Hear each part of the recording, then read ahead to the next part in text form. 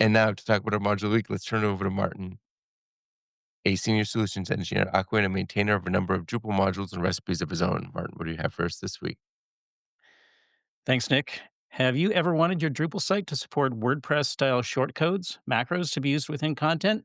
There's a module for that. It's called Shortcode, and it was created in September of 2010 by Dennis Sabo of Tag One, and it has a 2.0.3 version available, which supports Drupal 9.3, 10, and 11.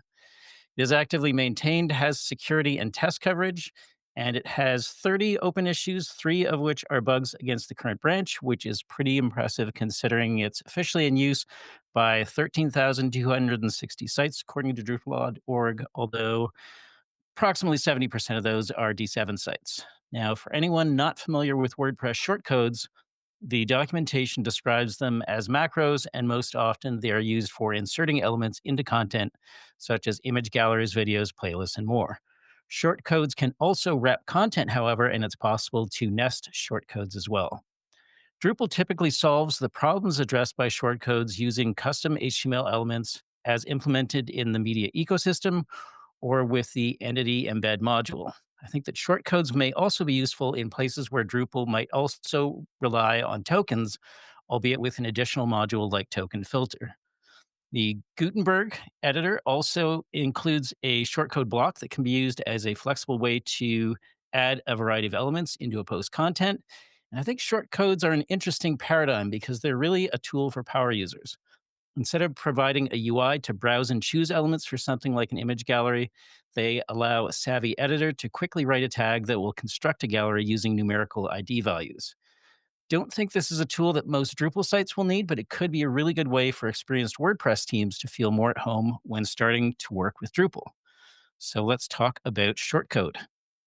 Well, Sure. off the bat, Go ahead. I'm so curious. I'm so curious because Martin, you said, have you ever wanted your Drupal site to support WordPress style shortcodes? And Chris immediately shakes his head no. So I have to ask Chris, what elicited that reaction?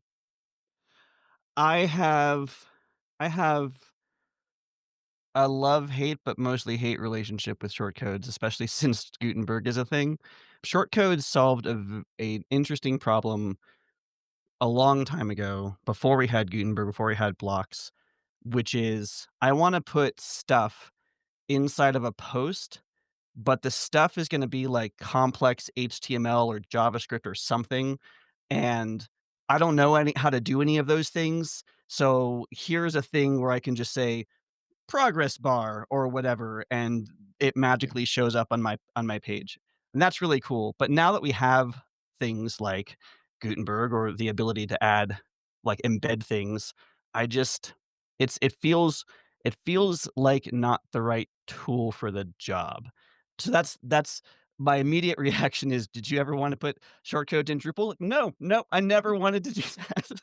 I can definitely see it. The other thing that definitely elicited a reaction was nesting shortcodes because, yes, you can do that in a WordPress context, and they can see you doing that in a Drupal context as well. I've also seen the nightmare fuel of taken to an extreme where there were a lot of well, a couple in particular, probably still actually page builder plugins for WordPress that are based around shortcodes.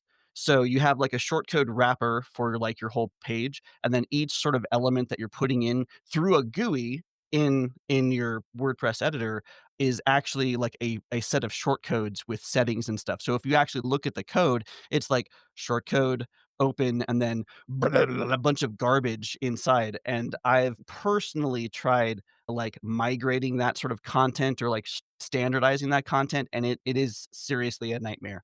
So yeah, I think I've been burned really hard by shortcodes, really is what the answer to your question is. So I don't know if you found this independently, Martin, but I think I may have suggested this module a ways back because I had a client that used it. And their use case was a little bit it was closer to tokens, but they have some statistics on their site that they want to keep in sync, but they want to use them in CK editor, right? So they want to say we have saved, I don't know, 100,000 units of work on this thing. And then an admin can just go somewhere in one place and update it from 100,000 to 200,000. And everywhere on the site that's using that token will update. And we Yeah, use or shortcode. dynamic content too. Like, Yeah, if you have, like, yeah. a page count or something, E yeah. exactly that. And we use Shortcode because they were coming from WordPress and it was more familiar to them. I ran into some blockers with it, like, it was the caching was a little wonky and the experience wasn't exactly what you wanted in Cicada 5, so we ended up switching to just using straight up tokens and token filter and the Cicada integration for tokens. And then the nice thing is we get to keep the back end. We're just using the state API to store that data. So, state API technically isn't persistent, but it's like 5 values. So if it goes away, it's not a huge deal.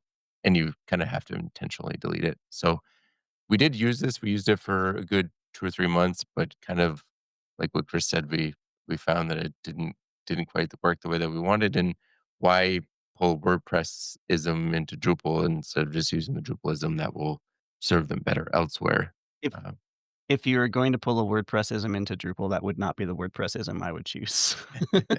I will say too, like, you were talking about now I forgot what I was gonna say.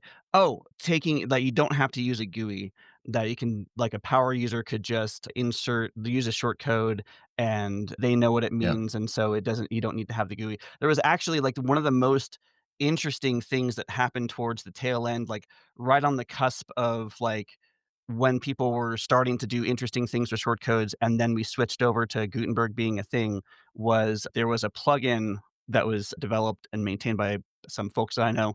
I can't remember what it's called now, but it would actually give you sort of a GUI editor for short Hmm, codes so that, like, you didn't have to be a power user. You could actually kind of browse things, and it was more similar to, like, an embed sort of interface, like an embed kind of thing, and that was actually really interesting. Like, the converse is true. Like, I think that one of the hurdles for was is that you kind of do need to know what these tokens, these little bits of code-esque things in your content relate to, and this gave you a visual way of, like, being able to understand what that meant and insert it in a GUI way, which was interesting.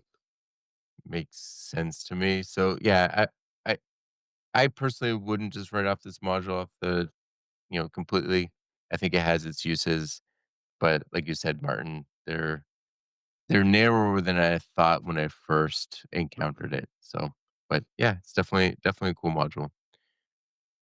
All right, Martin, if our listeners had additional modules of the week that they like to suggest or chat about, what's the best way for them to reach you?